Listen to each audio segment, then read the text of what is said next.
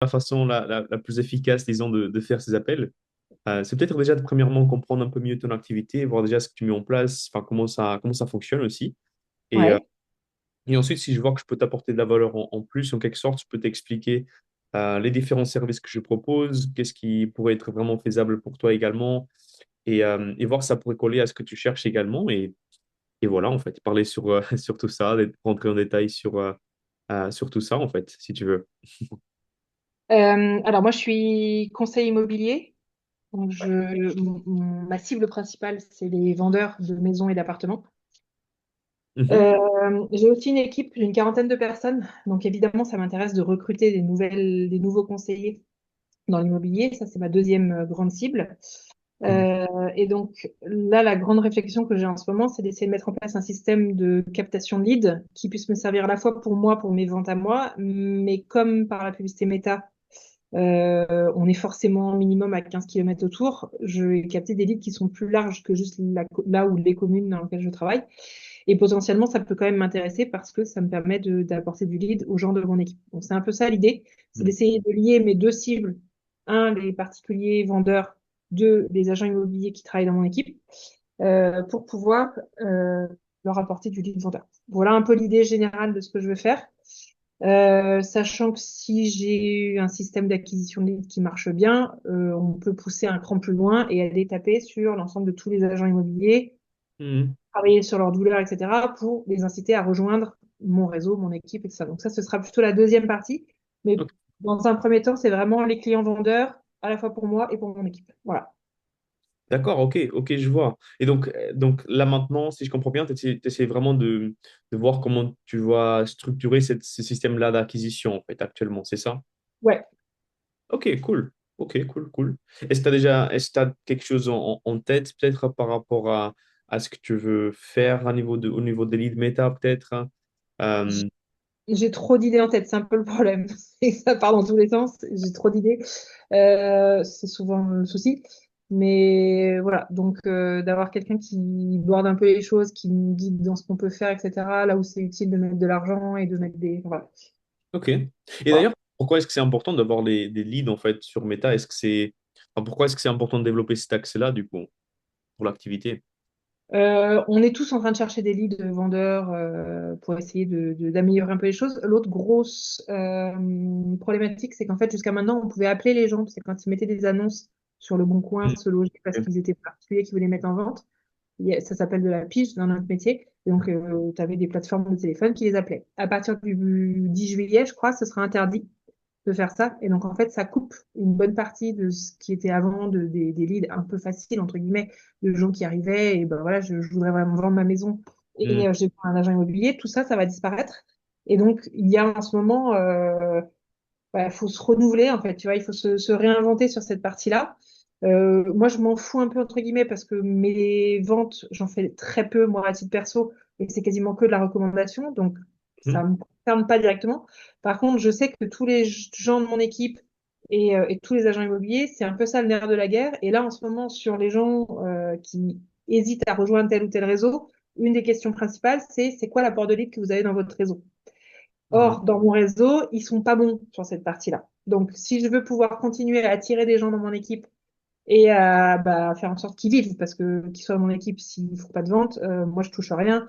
Donc quelque part, c'est à fond perdu.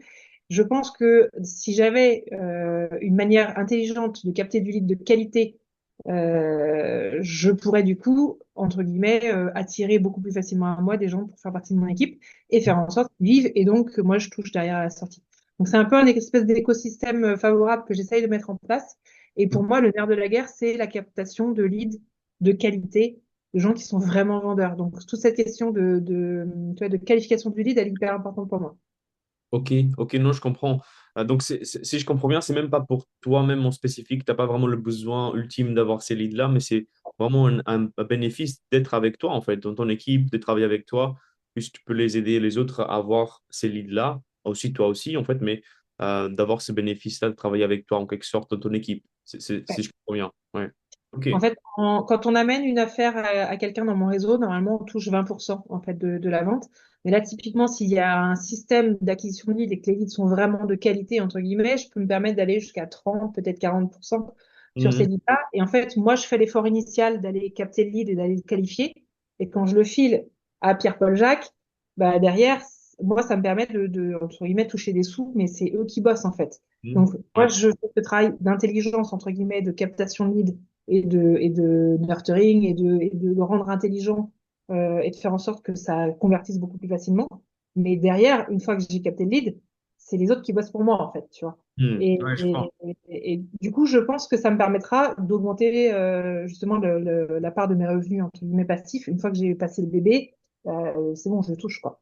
Donc Mhm. voilà, c'est un peu l'idée, c'est d'augmenter un peu aussi justement mes revenus passifs en faisant en sorte d'apporter en apportant de la valeur à mes conseillers et du coup en attirant des gens. Parce que là, c'est vraiment aussi le nerf de la guerre. Ouais. Cette, Ok. cette capacité d'apporter du lead, c'est important. Mhm. Et d'ailleurs, ça fait combien de temps que tu as cette idée en tête, en quelque sorte, d'avoir des leads, le système justement pour ton équipe? Enfin, ça fait combien de temps que tu penses à ça déjà? Hum, Je sais pas, ça vient par petites briques. À chaque fois qu'il y a un, j'ai un peu le syndrome de l'objet brillant, tu sais, à chaque fois qu'il y a un truc qui arrive et tout, tiens, je pourrais l'intégrer comme ça et tout. Voilà, c'est en train de maturer, mais Est-ce qu'il y système. avait quelque chose qui a changé peut-être pour que tu te dises, OK, bah là maintenant, peut-être que j'ai besoin de leads pour donner à mon équipe. Bah, il y a ce truc de la pige qui s'arrête au mois Voilà. de juillet, où là, je sais que du coup, ça va avoir un vrai élément déclencheur pour beaucoup. Donc, j'anticipe un peu par rapport à juillet, c'est demain, hein, donc faut mettre en place le Ouais. truc maintenant si je veux avoir un truc qui fonctionne en juillet. Donc, il y a ça. Et puis, moi, j'ai eu une année très compliquée en 2024. 2025, elle est un petit peu mieux. Là, je suis Ok. à peu près 50-50 entre la part des revenus de mes ventes et des revenus passifs, entre guillemets. Et j'aurais monté encore cette part de revenus passifs pour pouvoir aussi me prendre une semaine de vacances tranquille, enfin voilà, et que la machine tourne toute seule en fait. L'objectif, c'est aussi d'avoir un truc un peu comme ça. Ok, ok, ok, je vois. Parce que justement, avec ce que tu mets en place actuellement, donc tu me dis que tu es 50-50% de CA, du coup, fait par le côté équipe et le côté mandat qui rentre vendu. C'est ça? Production et développement, c'est ça? Pour l'instant, j'en suis à 50-50, ouais, à peu près. Ok. Ça correspond à combien de mandats rentrés, en fait, au niveau de la production? Ça, c'est hyper variable d'un conseiller à l'autre. Au Ok. sein de mon équipe, justement, on a regardé cette question-là. Et tu vois, on est quatre à avoir entre 70 et 80 000 euros de chiffre d'affaires à l'année, en gros, sur nos ventes. Et en fait, on a quatre schémas de vente qui sont complètement différents à tous les quatre. Moi, je prends très peu de mandats, mais je les convertis hyper bien. Ok. Donc, je fais du 20-80 en gros. Moi, les quelques mandats que je prends, je convertis super bien, mais c'est parce que je me concentre justement sur les 20% d'actions qui ont 80% de résultats. Hmm, Donc, ouais. je pense que moi, je suis arrivée au bout tu vois, de cette amélioration du process. Mhm, Et mhm, après, chacun est bon dans des moments différents, si tu veux. J'ai hmm, un des quatre autres qui est dans mon équipe qui prend 8 fois plus de mandats que moi pour le même résultat à la fin. Donc, tu vois, lui, il s'épuise à prendre beaucoup de mandats qui ne sont pas forcément des mandats qualitatifs. On a des mandats simples et des mandats exclusifs. Moi, je prends quasiment que de l'exclusivité. Et hmm, derrière, je convertis, mon taux de conversion, il est de l'ordre de 75%, ce qui est énorme, en fait. hmm, Donc, voilà, j'en prends très peu, mais je les sélectionne et je les chouchoute et je les travaille bien. Et du mhm. coup, ils convertissent par opposition à l'autre spectre, enfin, tu vois, Ouais. l'autre possibilité, c'est cet autre conseiller qui prend 8 fois plus de mandats que moi, mais au final, pour le même chiffre d'affaires. Donc, voilà, il y a aussi une réflexion là-dessus sur Ouais. la prise de mandat, l'exclusivité. Et puis, derrière, typiquement, lui, il n'est pas bon sur les visites d'acquéreurs. Hmm, Donc, il fait beaucoup de visites, mais très souvent, ça va pas au bout parce qu'il a un souci à ce niveau-là. Donc, l'idée, c'est aussi justement d'essayer bon, ça, pareil, c'est un autre truc que j'ai, c'est d'essayer de vraiment, pour chaque conseil immobilier, pouvoir suivre justement où est-ce qu'ils sont bons, où est-ce qu'ils sont pas bons, etc. Et pour ça, il ouais. faut un système de tracking. Pour l'instant, que je n'ai pas encore totalement, mais quand j'aurai mes leads, et du coup, mes leads, ils vont suivre jusqu'au bout, je les aurai du début de méta, en gros, jusqu'à la fin. Parce qu'ils vont Ouais. rester dans mon CRM, ils vont rester dans mon système, et je vais pouvoir les suivre jusqu'à la fin. Là, pour l'instant, j'ai pas encore ce système de tracking-là, donc je peux pas savoir quels sont les bons leads qui aboutissent, etc. Donc, j'aimerais bien avoir de la data suffisante Oui. sur tout le monde pour pouvoir derrière améliorer la prise de mandat, la partie acquéreur, etc. Enfin, d'avoir des métriques un peu plus fines, personne par personne, à chaque endroit, quoi. Et surtout parce que tu aurais aussi la même source, en fait. Surtout, enfin, souvent, la source d'où est-ce que tu vas prendre le mandat, ça va aussi changer, avoir un impact dans la conversion du mandat, s'il est vendu ou pas, s'il est mandat simple ou exclusif. Donc, le fait d'avoir le même source, les mêmes conditions initiales, disons comme ça Mm. pourrait te donner plus d'éléments, enfin plus prédictibles, disons comme ça, si on je peux le dire, prévisibles, au niveau de tes personnes, de tes collaborateurs, disons. Et tu pourras voir où est-ce qu'il y a le problème et résoudre le problème pour augmenter les taux de conversion et améliorer Parce tout. En fait. que là, je te parle de mon équipe de 40 personnes, mais à terme, quand vraiment ça marchera, l'idée, c'est de pouvoir décliner ça de manière beaucoup plus large. Moi, je suis dans un réseau de 3000 conseillers chez Propriété Privée. Hmm. Si j'arrive à craquer le code, d'avoir des bons leads qualitatifs, bah, derrière, que je le fasse en région parisienne ou que je le fasse à Lyon, à Marseille, machin, enfin, une fois que le truc il marche en fait. Et donc, Ouais. d'avoir justement ce système d'acquisition et derrière, de pouvoir dispatcher les leads auprès de gens qui, comme moi, ont des équipes. Lui, il est responsable d'équipe. Hop, voilà, je lui balance tous les leads à lui. Derrière, c'est à lui de répartir entre les gens de son équipe. Donc, l'idée, c'est d'être un peu, tu vois, cette espèce de source Ouais.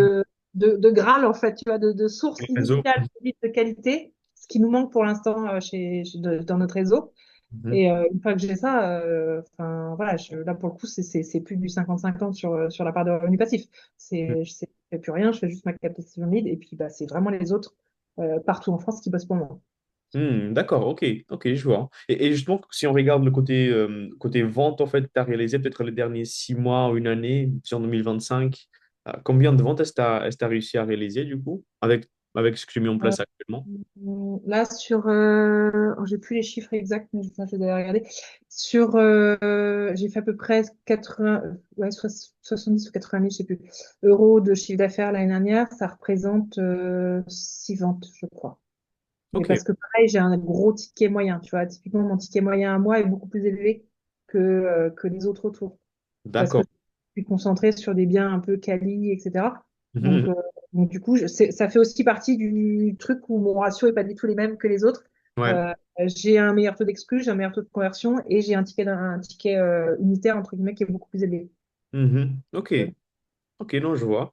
Et justement, en fait, si on regarde euh, peut-être tes objectifs ou vision peut-être long terme, justement, je comprends le fait de vouloir avoir des leads pour alimenter l'équipe et grandir de cette manière-là. Mais peut-être pour toi, Gwen, enfin, où est-ce que tu veux amener l'activité, disons comme ça? Enfin, où est-ce que, peut-être pour cette année ou en général, la vision long terme en quelque sorte, quels sont les objectifs en fait derrière? Alors, l'année dernière, j'ai fait 150 à l'année. Là, on est presque à la moitié de l'année. Je suis à peu près ISO par rapport à l'année dernière. Donc, si je Ok. continue comme ça sur le reste de l'année, je continue à 150. Donc, il reste que 6 mois en fait pour l'année en cours. Déjà, si je monte à 200, ce serait déjà bien. Mais Ok. pour l'année prochaine, je peux passer à 500 sans aucun problème. Si le système fonctionne, la scalabilité d'un truc comme ça, elle est énorme. Mhm. D'accord. Ok, je vois. Est-ce que c'est toujours 50-50 en quelque sorte en termes de production passif ou c'est vraiment, tu essaies vraiment de viser Ah plus dans non, le passif, c'est ah ça? non, l'objectif, c'est 75-80% de passif. Ok, ok, je vois. Voire 90, hein. Moi, ça me dérange aucunement qu'il y ait 90% de passif. D'accord, ok. Mais voilà, l'objectif, c'est effectivement d'augmenter la part du passif. Mhm. Ok. Et d'ailleurs, pourquoi est-ce que c'est important pour toi de peut-être d'arriver à ces 200 000 euros de CA déjà et aussi d'augmenter ce passif-là? Enfin, pourquoi est-ce que c'est important pour toi? Qu'est-ce qui te motive à le faire en fait le plus peut-être, hein? À augmenter. Alors, pour l'instant, enfin, avec 150 000, c'est pas dégueu, sauf que j'ai encore beaucoup de dettes fiscales à terminer. Donc, pour l'instant, tu vois, je vis, je paye mes charges, machin, et je rembourse ma dette. Et je fais rien de plus. Donc là, maintenant, ce que j'ai envie, c'est de pouvoir dégager des sous pour investir, pouvoir Mhm. faire une prévoyance pour mes enfants, pouvoir partir en vacances. Enfin, voilà, pouvoir enfin tu vas passer à l'étape du dessus, que ce soit d'un point de vue perso ou d'un point de vue avenir. Donc, commencer à mettre de côté pour la retraite, machin, etc. Donc, voilà, c'est un peu ça les objectifs du moment. C'est de Mhm. générer suffisamment de sous pour pouvoir passer à l'étape d'après, investir et grossir aussi, et, que ce Ok. soit pour ma boîte ou pour moi perso, Mhm. ne plus me limiter, ne plus compter. Voilà. Mhm. Ok, je vois. Donc, c'est vraiment d'augmenter cette trésorerie, en fait, de mettre l'argent de côté pour après réinvestir et être justement avoir du bénéfice vraiment à long terme, en quelque sorte, si je Ouais. comprends bien. C'est ça?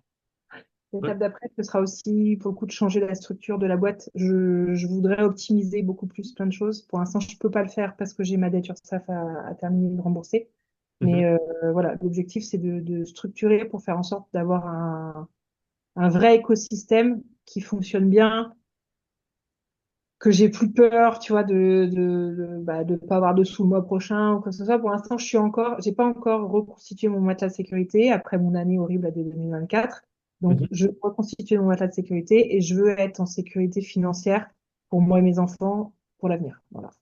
Mhm. Ok, je vois. Non, je comprends complètement, Gwen. Et je pense, merci d'avoir partagé ça aussi. Je pense que c'est quelque chose de personnel, mais je pense que c'est important aussi. Enfin, moi, de mon côté, c'est aussi quelque chose qui me motive à faire plus et avancer et être. Moi, j'adore le développement personnel aussi, donc c'est toujours intéressant d'évoluer là-dessus. Euh, et une chose qui me vient peut-être, enfin, qui me fait penser, c'est qu'est-ce qui peut-être tu manques actuellement justement pour avoir ces systèmes-là, d'avoir des leads. Pourquoi, enfin, qu'est-ce qui te manque peut-être actuellement pour le mettre en place ou est-ce qu'il y a quelque chose qui te bloque pour le faire? Hum,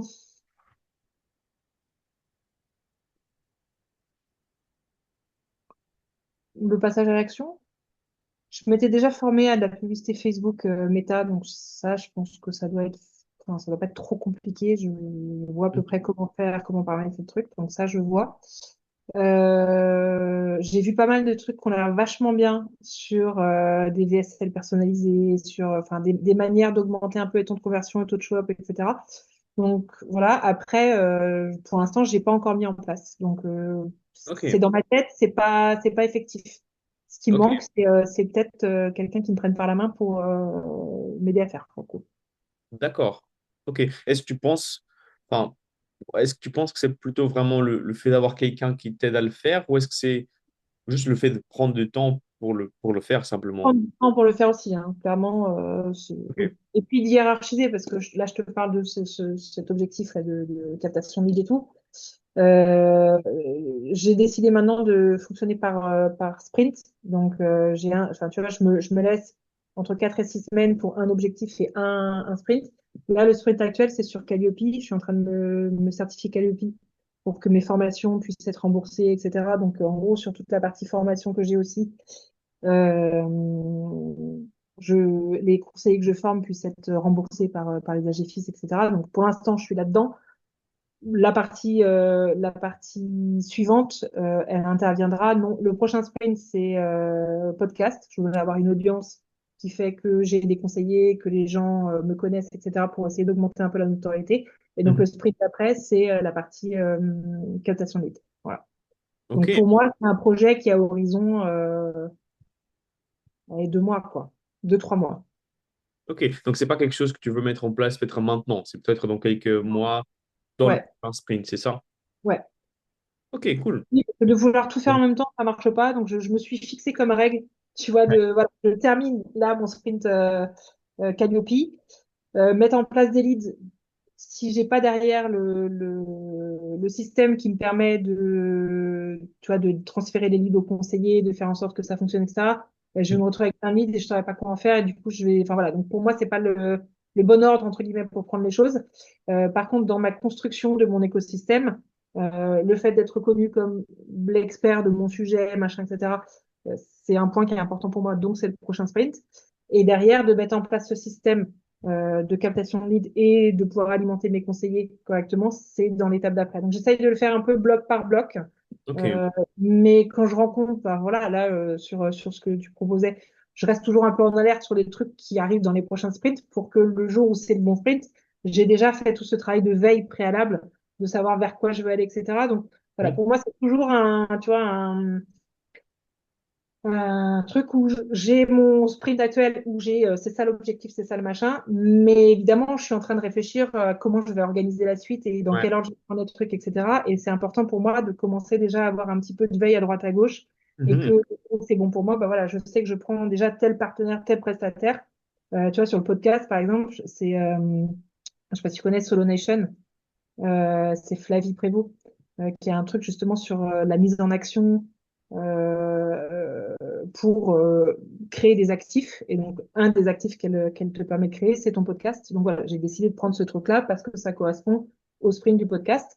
Et je sais que la partie captation de lead va venir, alors soit celui juste après, soit encore après, du coup, sprint. Hmm. Mais bon, au final, avec des sprints de 6 semaines, ça va relativement vite, tu vois. Donc, Mhm. voilà. Ok, mais du coup, en fait, si je comprends bien, est-ce que le podcast, après que tu l'as fait pendant une période, tu vas l'arrêter ou est-ce que tu vas continuer à le faire pendant que tu fais les pubs également? Normalement, le podcast, en fait, ça vient appuyer tout ce que je suis en train de faire. C'est-à-dire que, tu vois, typiquement pour la conversion des leads, ce qui est Mhm. important, c'est que, alors, je ne t'ai pas expliqué le truc, j'ai une spécialité sur la rénovation énergétique. Donc, moi, Hmm. ce que je bien, c'est les biens qui sont compliqués à vendre, qui sont en vente depuis longtemps, Hmm. des passoires énergétiques EFG. Donc, en fait, si tu veux, le cœur du contenu de ce que je vais proposer, c'est ça. Et les leads que je vais capter, ça va être un truc qui est spécialisé là-dedans. Or, pour que les gens me connaissent comme ayant cette spécialité et cette notoriété, entre guillemets, là, c'est important d'avoir un podcast où, justement, bah, je prends des cas concrets, j'explique aux gens comment est-ce qu'on fait, etc. Et donc, ça va être important dans la conversion, justement, des leads. Donc, c'est Hmm. un petit peu ça l'idée, c'est de prendre des biens qui sont difficiles à vendre et de derrière, de pouvoir euh, les donner à mes conseillers immobiliers avec une méthode, entre guillemets, pour arriver à les vendre correctement. Et donc, c'est là où la captation de lead, elle est intéressante parce que du coup, c'est des leads de gens qui sont déjà dans une douleur. Tu vois, et c'est en général des gens qui ont déjà mis en vente depuis 6 mois, etc. Et donc, en fait, quand tu appuies juste là où ça fait mal, de bah voilà, vous n'avez pas vendu, vous êtes en vente depuis 6 mois, ça va vous coûter ça, etc. En fait, c'est des leads qui sont, entre guillemets, faciles à capter Mhm. parce que tu as déjà identifié quelles sont leurs douleurs et que tu vas pas pêcher dans un océan rouge. Je vais Ouais. chercher un truc qui est identifié et avec une douleur bien précise. Et derrière, bah, comme j'ai la méthode qui va bien sur qu'est-ce que j'ai à leur proposer, bah, du coup, ça me permet de convertir beaucoup plus facilement sur ces leads-là. Ok. Voilà. Ok, je vois. Non, j'aime bien ton idée, en fait. Parce que c'est quelque chose que j'utilise aussi beaucoup. Le Ouais. fait de parler des problèmes, des douleurs, des besoins des propriétaires qui souhaitent vendre, parce que c'est beaucoup plus facile à les avoir. Ils ont des vrais projets derrière, en fait, au final. Donc, je pense qu'on prend vraiment là où tu es actuellement, ce que tu veux faire également. Je pense que c'est assez pertinent. Je ne sais pas si tu as d'autres choses à dire, en fait, mais si tu veux, je peux t'expliquer un peu ce que je fais, Ouais, en fait, comment ça ouais, ça fonctionne. m'intéresse de savoir ce que tu fais, qui tu es. Enfin voilà. Ouais, complètement.